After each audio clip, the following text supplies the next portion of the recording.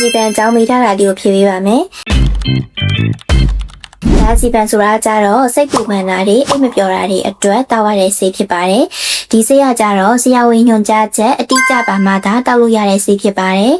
ဒီဆေးရကြတော့ခန္ဓာကိုယ်ထဲမှာဘယ်လိုလုပ်လဲဆိုတော့ကျမတို့ရဲ့အုံနောက်နဲ့အာယုံကြောစနစ်ကိုငြိမ်သက်သွားအောင်လုပ်ပေးတာပါ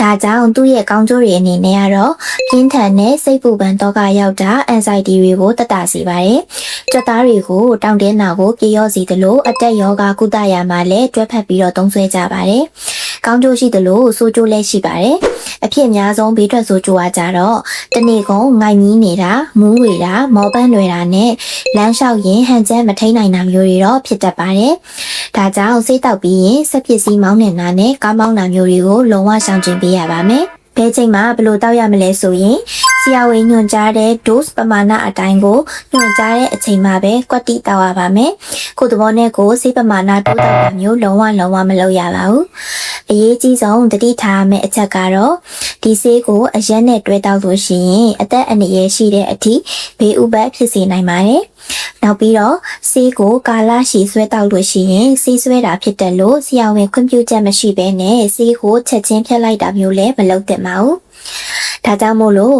မိတ်ဆွေတို့အနေနဲ့စိတ်ပူပန်လို့ပဲဖြစ်ဖြစ်အိတ်မပျော်လို့ပဲဖြစ်ဖြစ်ထာယာစီပန်ကိုကိုယ်သဘောနဲ့ကိုယ်ဝယ်မတောက်ဘဲနဲ့ဆရာဝန်ကိုတေချာတိုင်ပင်ပြီးမှသာတောက်တုံးကြဖို့တိုက်တွန်းလိုပါတယ်။အားလုံးပဲကြပါကြပါရှင်။